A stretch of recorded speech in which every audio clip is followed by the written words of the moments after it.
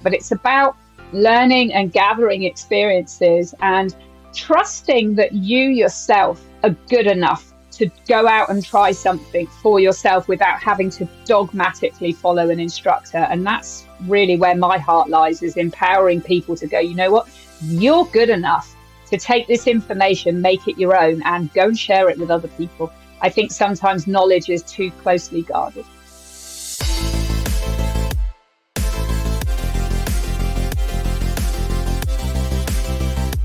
Welcome to Seriously Catherine, a podcast about taking your business seriously, but not yourself. All right, this week's hot take is all about driverless vehicles. I find myself, even though I do own a co-working space, or I'm a member of a co-working space, and I have a place to go, I still sometimes find myself working in my car. So the headline is your next co-working space the backseat of a self-driving car? And I have to say, this is very, very interesting to me. Like riding in your car by yourself is moment in time in my life where I have silence, I have solitude, I am with myself. More times than not, I would say I'm just quietly sitting in my car thinking. Really good ideas come to my head when I'm driving in the car quietly with no one bothering me. So I like the idea of a driverless vehicle. I feel like it can give you so much more time in your day, especially if you're a commuter, if you have to drive to work every day and you have that time where it's not wasted. You could actually be working. I know a lot of people listen to podcasts while they're in the car. So if you're not a commuter, it's you gotta find that time somewhere else. In TV shows, high-powered executives sit in the back of black Escalades taking important business calls while their chauffeurs navigate city streets. Now picture that, but without the chauffeur. Actually make it no driver at all. So we actually saw these in San Francisco last summer, and we saw Waymo vehicles, which are the driverless Ubers, essentially. And I believe they're rolling out in Los Angeles and Las Vegas, major cities that will allow driverless vehicles on the road. I don't think New York State has allowed this yet, so I don't think we're going to get them anytime soon. But this is a milestone. Sometimes I'm a little more confident in the machines than I am in humans, because people drink and drive. They drive high. They drive while they're texting. Where are the holes here? So big names are behind this, Volvo, Audi, Cadillac, BMW, and Mercedes-Benz have recently leveled up their automation capabilities. So we got major auto brands are dabbling in this technology, which is really exciting. Let's just face it. Right now, all the rage is electronic cars. That's my hot take. So I don't know what this is. I don't know if this is a hot take. I don't know if this is a Saratoga thing, but this morning was signups for the City of Saratoga Springs Rec Center summer camp program. Now, I have to just let you all know that Posey and Ruby, that's my 9-year-old and my 6-year-old, are obsessed with Camp Saratoga. They're obsessed with the counselors. They're obsessed with the programs. I can't speak highly enough of this camp. It's amazing. It's also affordable, which is hard to come by these days. Most camps are between $300 and $500 a week, which is redonkulous. But the rec center is affordable. It's accessible. The kids are having fun. They love it. It's active. There's a new theme every week. Anyway, this morning at 7 a.m. sharp, it was up to me to log on to the rec center website and register my children for camp. And I failed. I failed miserably. So by 7:10, we were already waitlisted for 6 out of the 8 weeks. No bueno. This is literally 10 minutes. 10 minutes after it opens, which is at 7 a.m. I was proactive. At 6:45, I logged in and I'm gonna go do this. And anyway, my whole point is that it is the Hunger Games, truly the Hunger Games. If you want to sign up your kid for the rec center, Camp Saratoga, you gotta be on top of it. You gotta have everything all squared away already. You gotta have your payment account set up. You gotta have immunization records ready to download or upload into the program. You gotta hit finish. If you don't hit finish and you back out and you come back in, no, you're done. You're SOL. It is intense. Anyway, send me ideas because my kids are waitlisted for 6 out of the 8 weeks. Well, can I just add that there is another camp that more details coming soon, but there's a new business opening up on Beekman Street. It's called the Atelier. Save the date, March 23rd will be the first weekend of spring, as well as the grand opening for the Beekman Atelier. And my point is that the Beekman Atelier confirmed that they will have a summer camp. So hopefully it'll correspond with the weeks that I didn't get into rec center. So needless to say, it's a stressful experience for me. I definitely feel like a failure because I didn't get my kids into the damn rec center camp. And I mean, come on though, 10 minutes. 10 minutes. That's what I have to say about that. Stay tuned. I'll update you. Hi guys, well I'm on a little adventure, and speaking of adventure, I'm so excited about this week's episodes. My guests are Andrea and Callie from the Grab Life by the Reins podcast, and they have mastered adventure. I can't wait for you to hear this episode. I'm so excited to have y'all on the show. So my husband and I are currently in the process of buying a piece of land, and we got so lucky. It's like crazy that we were able to find this. It's 26 acres. And what's the rule of thumb? Like for every acre, you can have a horse? Have you heard of this before? Yeah, for sure. Are you planning to have 26? It's a good way to start out. Just buy a herd. Yeah, well, I mean, I've never really been around horses. Yeah, I would love that. And then we'll definitely have to have you come to Saratoga and like train a horse. I think I want a pleasure horse. I don't want a horse that has to like do anything but just be around, and I don't even have to ride it. But I guess that's part of it, right? That's the fun in it. Absolutely. It's the fun and the connection and the camaraderie with the horse is fantastic. But you're going to have plenty of room. Don't worry. We can fill you full of horses. Not a problem. Well, watch out if you get your daughters started in horses, because you see what happened to the two of us. Okay, so let's talk about that. Exactly. Like, how did y'all meet? I listened to the episodes. I don't know if you've ever really dug into, like on the podcast, like how y'all met and how y'all have gotten to know each other and working together and all your adventures. Yeah.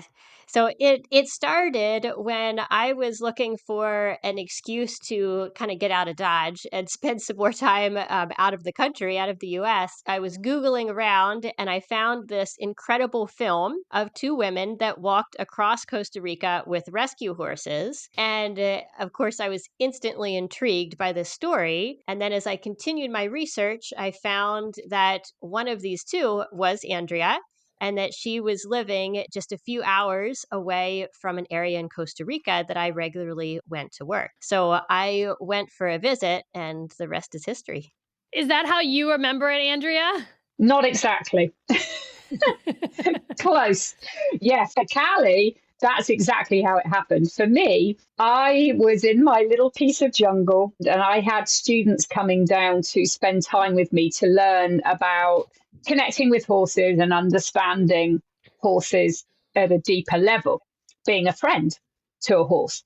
And this lady called Callie King had booked in for a 4-day intensive. I was like, great. So I never knew, who was coming each time, but it was always fun. And we had these tree houses in the jungle that the guests would stay in, and it was idyllic. And on the first morning, Callie and I hiked out to meet the horses, and I thought, oh, she's a really cool girl. And anyway, she started working with my horses, and I thought, she's really good. Like, how is she this good? I'm not sure that there's much that I can teach this girl. Like, wow, how cool that someone's come along that's this good. My week's going to be really easy. And she was on my horse, and I took this beautiful picture of her, which of course I put on my social media. I was like, she looks so good on my horse, I'm going to use this.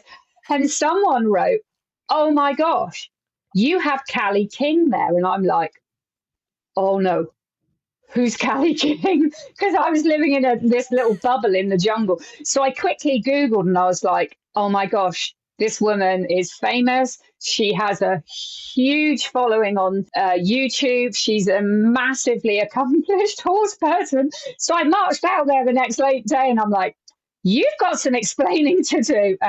We were just firm friends after that, because I just respect the heck out of her that she didn't go, hey, I'm Callie King and I'm coming down. You should know who I am. She just came in under the radar. She gave herself away in two minutes because of how good she was with horses. But it was kind of funny when someone was like, no way. I was like, oh, gosh, I've missed something here. So, and we've been firm friends ever since. For the record, I learned a lot those 4 days. Okay, so I want to talk about this because, well, two things. First of all, when I moved from New Orleans to Saratoga Springs, I had never been around horses or didn't even really understand any of that industry. And I started working for a store on Broadway called the Saratoga Saddlery. And the owner was from Australia, and he had it's called like Outback Clothing Company and shoes and stuff. Anyway, I was like immersed into the horse industry, and horse people, they're a different breed of people from what I've met. The ones that I've met are very humble. I'm not talking about the horse track people. I'm not talking about like horse racing people because they are a different breed of people. But I'm just talking like your general horse industry people. They're so humble, and they are just the most kind type of, environment that I found myself in when I was like out of nowhere, didn't know anybody in this town. I would go to horse shows and sell leather seal, and I just like loved being immersed in this whole community and industry. It was so remarkable and just fascinating to me, like a whole new world, that I didn't even know existed. So that was like one point I wanted to make. The other point is that the notion that you had to get out of Dodge, and you had to kind of, I don't know if you were escaping or anything like that, but what a great sort of like segue into just trying something new, a new adventure, and just sort of like, I say this a lot of times within my community. I have a co-working space, community space of people who come together, and I always say, there's sometimes like a lot of fear that people have about trying something new or meeting new people, and I always tell them, like, there are people out in the world that you haven't met yet that are going to love you. Sort of like talk about your experience before meeting each other and working together, and then, now. And then the other point is like being a lifelong learner. So even though Callie was this badass horse person and so knowledgeable and so well respected in industry, she's still signing up for courses and classes to continue learning and to really develop her craft.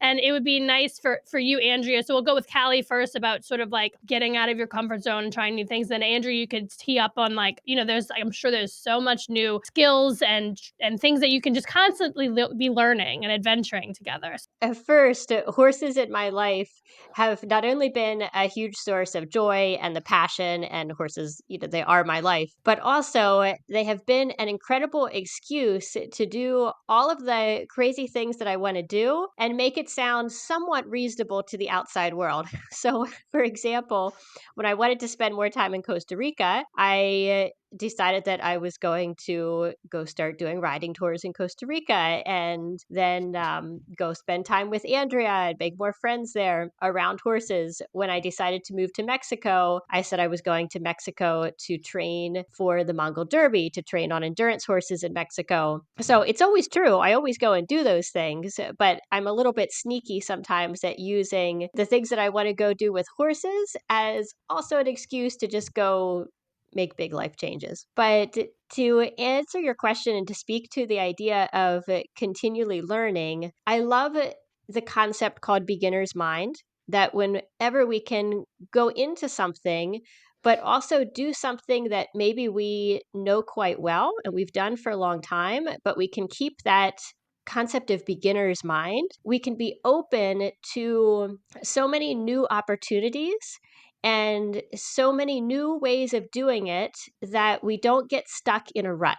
I think we've all worked with people in any kind of field or craft that they're doing it well, but they're doing it like their mother did and like their grandmother did, and they're continuing a lineage of a tradition. And there's a beauty in that, but there also can then be a stuckness in that, where there's not a bringing in of new learning and new ideas. And I've always loved being able to try to keep both, to honor old traditions. And in horse training and working with horses, there's so many beautiful classical old traditions, but there's also so much new that people are bringing in from different fields that science is showing us about behavior, and that people like Andrea, through her exploration and her experiences of, doing the trek and just having all kinds of amazing life experiences, can give. So I'm always wanting to learn and striving to keep that beginner's mind, even with the things that I do know pretty well, or at least I've spent a lot of time doing, but I still can learn right alongside the beginners.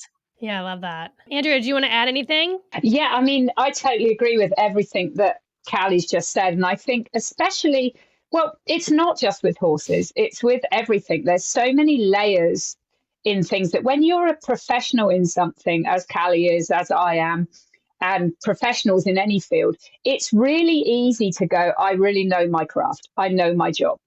But horses, every single horse you meet is different. Every single horse has something to teach you. If you can punch your ego in the face every day, get it out the way and go, what can I learn from this? So I always say I'm a never ending student of the horse. I don't ever want to stop learning. I still study myself. I seek out people who I admire and try and learn from them. But it's also about, I don't want people to necessarily come and learn from me. And I feel that Callie feels the same with her students, and then just dogmatically follow our system. I always say to people, think about it as baking a cake. Travel the world or the internet world or the instructor world, learn as much as you can from everyone you come into contact with, and take all of those ingredients, use the ones that work for you and make yourself a cake. And try new flavors, try new cake, change it all the time. And that's not meaning, you can see sometimes people that ping pong all over the place and they don't stick to anything, but it's about learning and gathering experiences and trusting that you yourself are good enough to go out and try something for yourself without having to dogmatically follow an instructor. And that's really where my heart lies, is empowering people to go, you know what, you're good enough to take this information, make it your own, and go and share it with other people. I think sometimes knowledge is too closely guarded. Oh my God, yes. I'm like about to cry because it is so applicable to everything in life. And I sort of feel like, once you have a passion and you know what you want to do with your life, I think a lot of times people don't know what they want to do. They're like, well, I don't know what I like. I don't know what I'm good at, or they only want to do what they are good at, which is total bullshit. But it's like, I remember feeling that way when I was just like, you know what? I don't even know what I want to do. I don't know what I want to do. I remember I used to tell people all the time, like, I like to show people a good time. I like to party, but like, I can't be passionate about that. And I've learned, through my life experience that you can actually make money and do that for a living. So that's sort of like, I've found my way into community building, economic development, bringing people together. I'm a great connector, and I get so much joy and fulfillment out of when I see somebody else connect the dots and they can advance themselves, and literally giving them the permission to say, like, yes, whatever you got going is enough so far. Just get started, connect with this person, and go do the damn thing, So I just think I find so much reward out of helping people sort of like get into that arena. And like, what is it about what we have in common, that passion? Where did you find that, and how did you distill that in yourself? Do you want to go first, Andrea?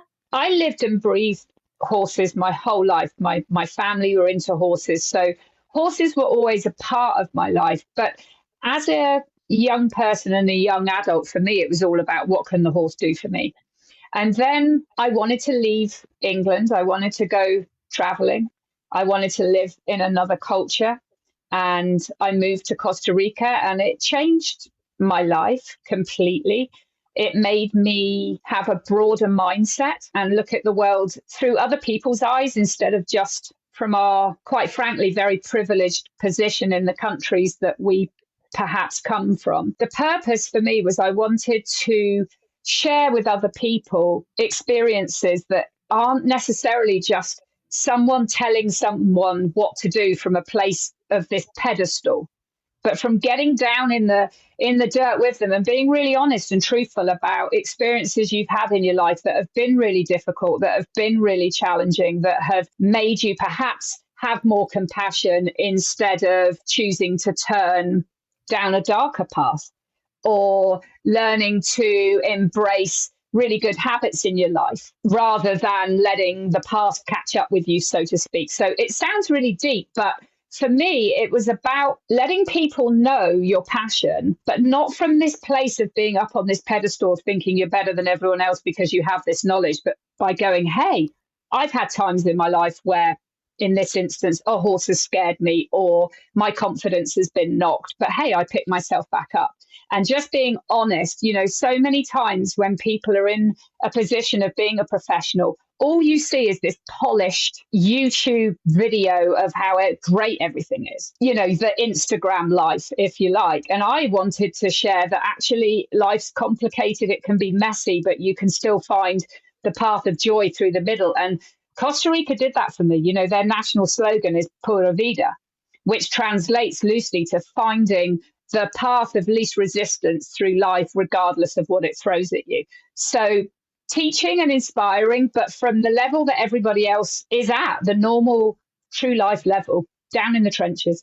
Yeah, Callie, do you want to add anything? Yeah, that was really, really beautifully said, Andrea. To me, passion for something, and horses are one of many passions in my life. It just feels like a pool that life puts in front of me to do something, and then it's an active choice, and sometimes that's an active choice every day of, yeah, I'm going to keep following this pool. I'm going to keep, putting in the work, doing the consistent habits, doing the things that I know will help that passion to flower.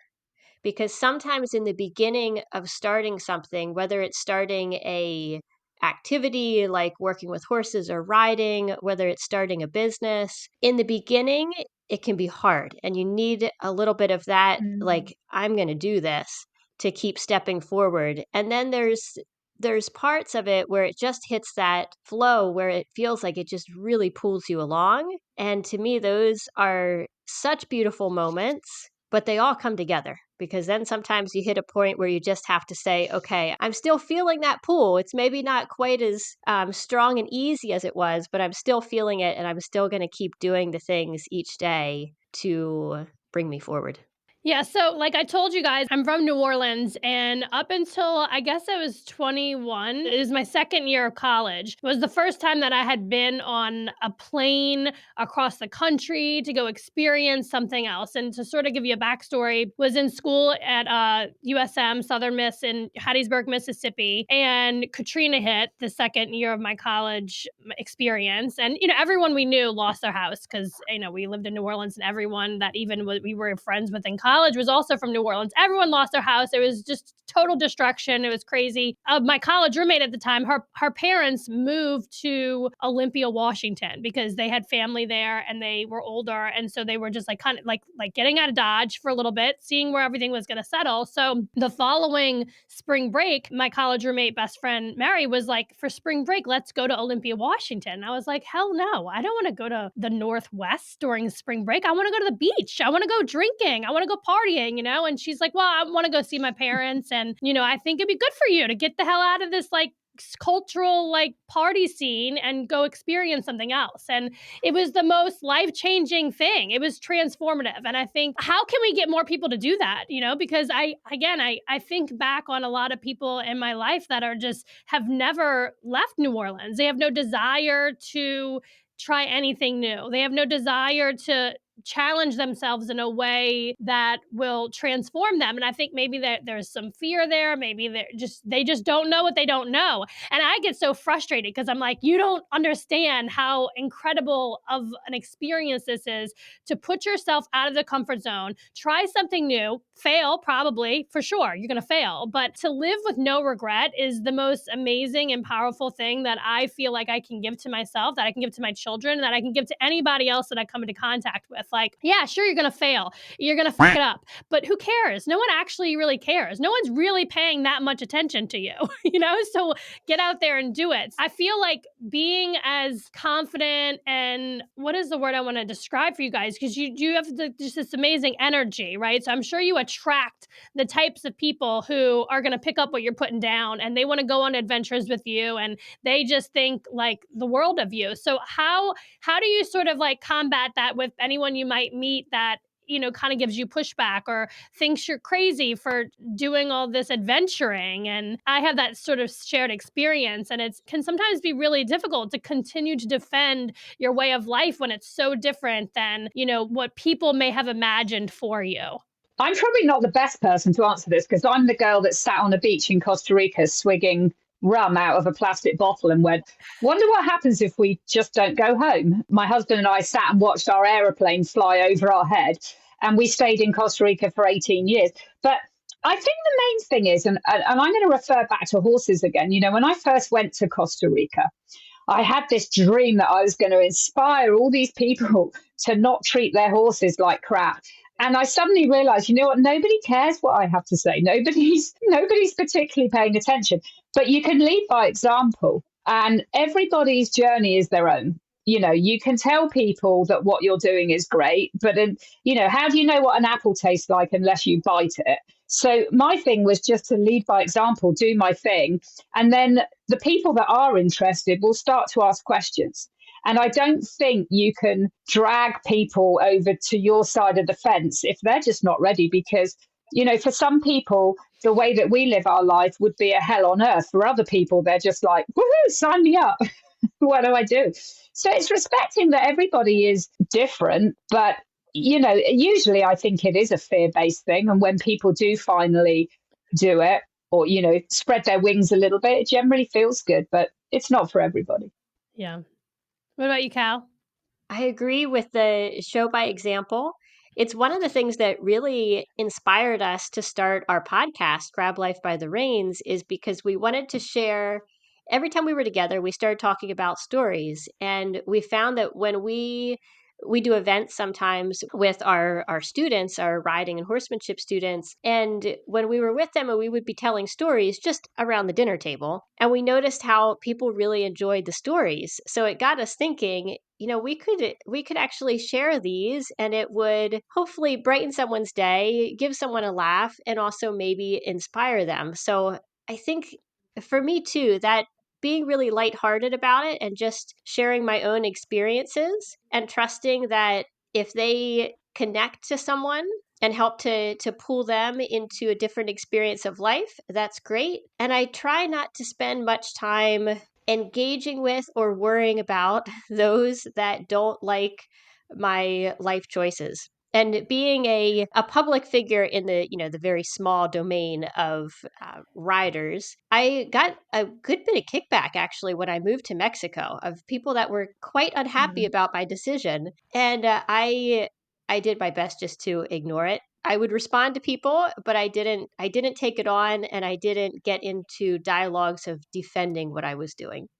Yeah, I mean, it's so interesting too. Like, I think just as you grow as a person and you get older, right, you do get more wise. And I think you care less about what people think of you. And it's more important to me to be able to sleep at night, and I'm much more driven by the fear of regret and, not being able to say that I did that or I tried that or I did the best I could. So, like I know this is maybe off tangent, but like just a couple of sort of adventures that I'm about to go on in March 1st through the 4th, I'm going down to Key Largo by myself and I'm going scuba diving. It's with like a group of people like in an entrepreneurial sort of club that I'm in. And we do a retreat, but this is the first time I'm like going by myself and go scuba diving. And at first I was like, I do this to myself a lot of times. So I'm like, oh yeah, no big deal, scuba diving. And then I'm like looking further into it. And I'm like, wait, we're going to be 60 feet in the water?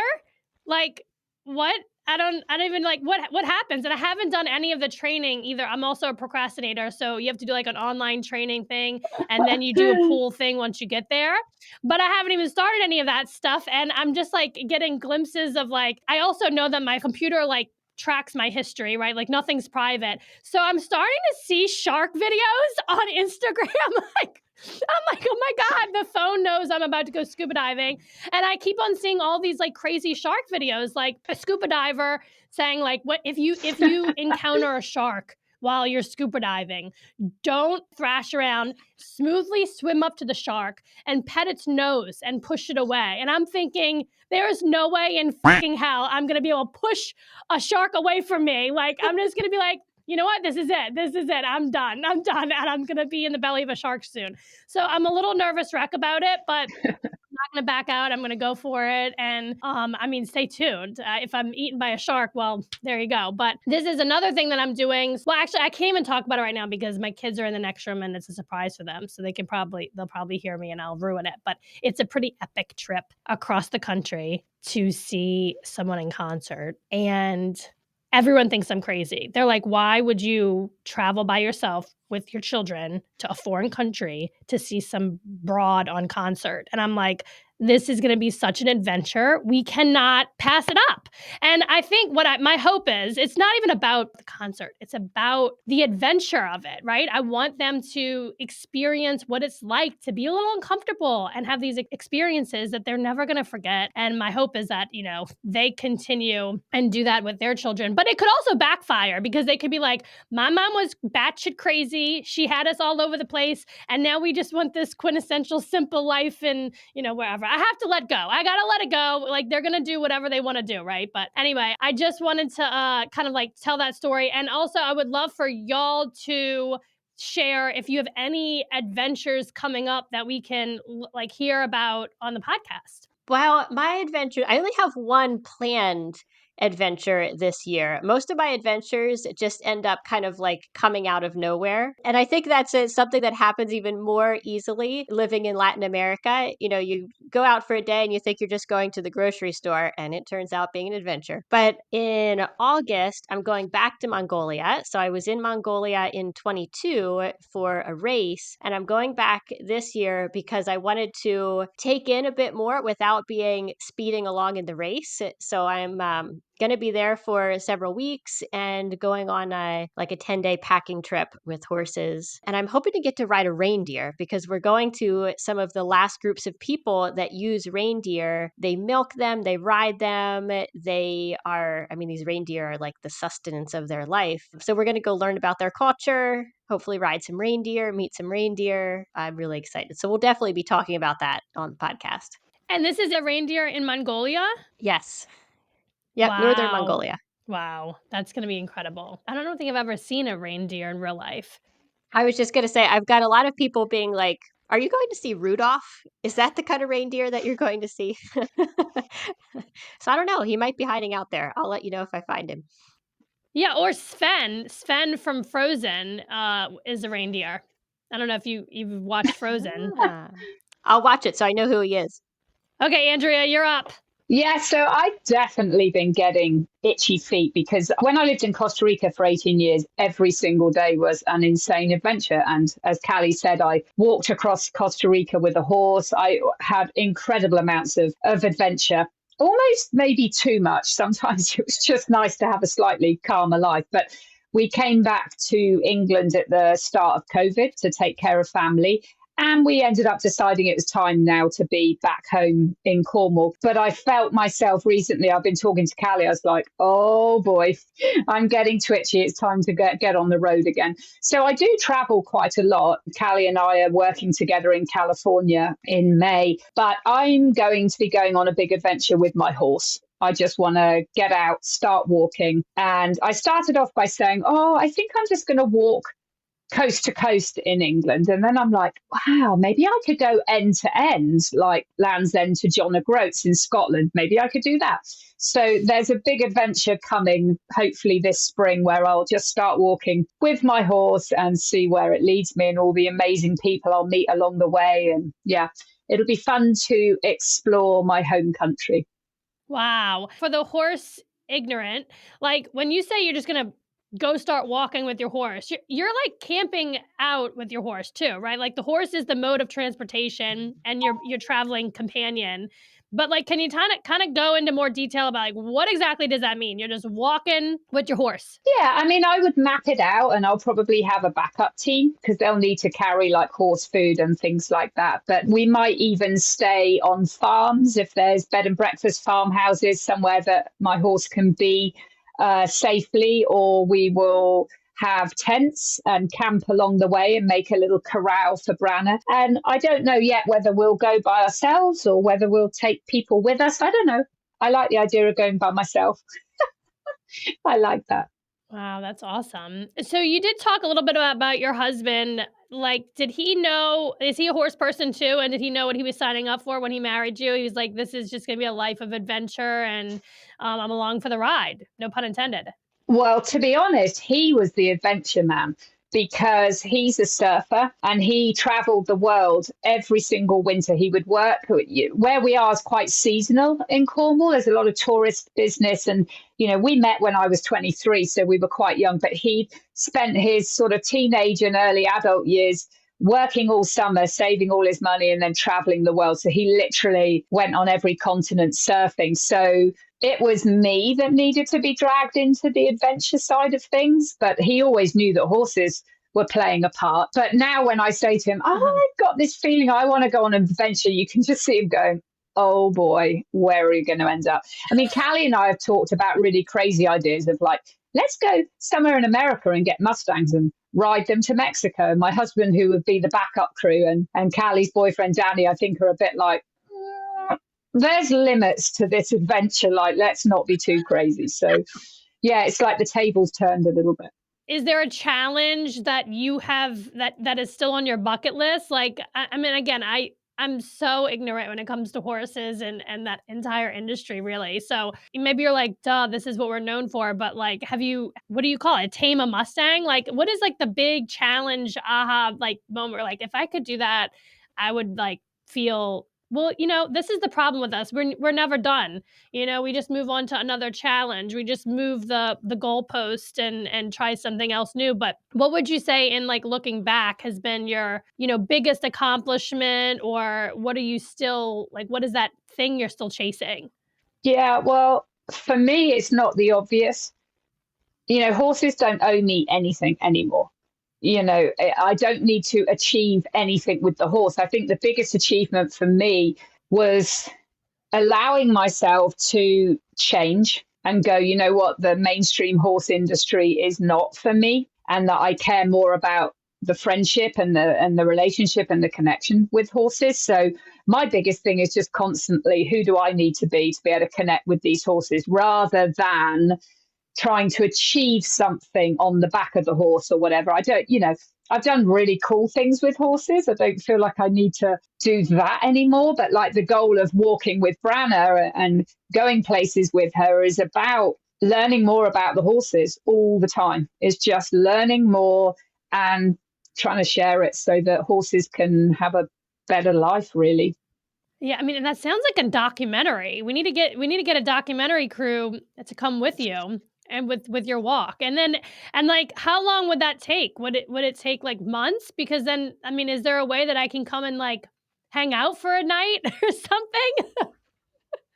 something?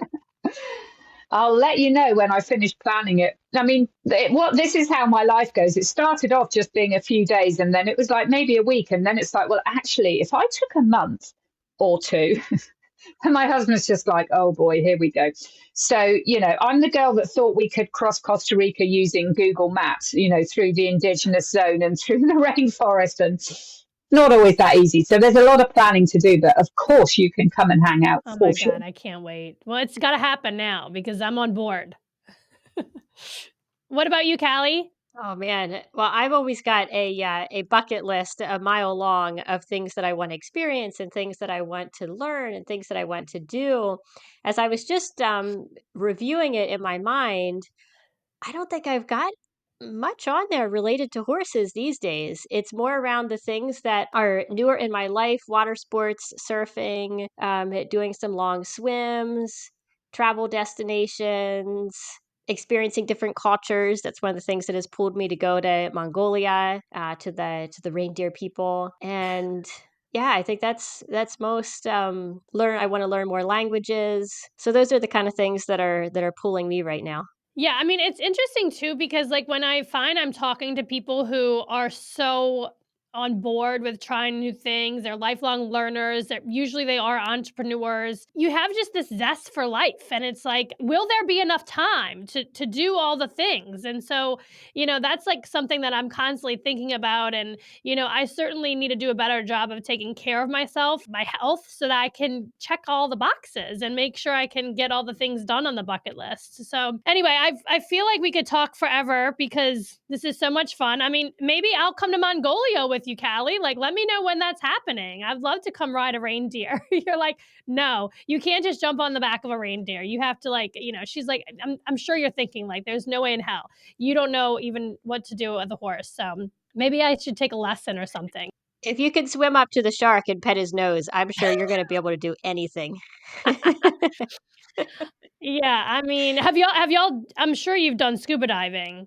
No, I haven't. Crazy. This is something that I'm gonna have done that you haven't. Well, you're gonna have to do it after I get it done. I'm like an all-in person. Like, so once I do something, then it's like, okay, well, how much more of this can I do? And I'm just like I want to bring everyone along for the fun. Like I don't want to be up at a summit or 60 feet underwater by myself. Again, I get so much fulfillment over seeing other people, accomplish these really cool things in life. So, well, we'll have to stay in touch because I would love to just, hopefully you're going to talk about all this on your podcast and share it. I love that you guys share so much of your lives on social media. It's important to really share that experience with people. And I hope you realize how much you're inspiring people to try new things and go on that adventure and grab life by the reins. That's right. We definitely need the scuba diving report when you get back so that we can do that. Yeah, well, yeah, that's March 1st through the 4th. All right, well, it was so great talking to you both. Thank you so much for sharing your story. And for any listeners, can you share more about the podcast and where they can hear about your more adventures? Yes. So we have Grab Life by the Reins is our podcast, and you can find that anywhere that you get your podcasts.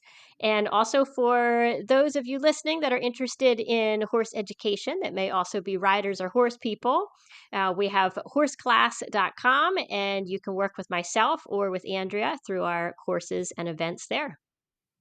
Awesome. Thank you so much, Callie. And Andrea, did you want to add anything else? Oh, just thank you so much for having us. It's been really good fun. I can't wait to hear about your scuba diving adventures, and maybe we will see pictures of you riding a reindeer real soon. Yes, I would love that. I would love that so much. Well, thank you again so much for being here, and we will follow up for sure because there's lots of more adventures that lie ahead for us. Hey everyone, so on this week's FaceTime Mom Moments segment, it is borrowed from Jenny O'Keefe, my really good friend. She was formerly known as MamaToga. She was like the very first mommy blogger in Saratoga and became a very big resource for me when I had my first daughter. So she is going to share with us a FaceTime Mom moment. She has plenty, being a mom of 6, and here it is. My facepalm mom moment happened when I stepped out of the car at preschool drop-off like this. Slippers. I'm wearing slippers. Speaking of Jenny, she is actually our guest on next week's episode, and I can't wait for you to hear us catch up about motherhood and juggling all the things in life. So tune in. Thank you for listening to this podcast, and if you want to connect with me, slide into my DMs on Instagram. My handle is Catherine Hover.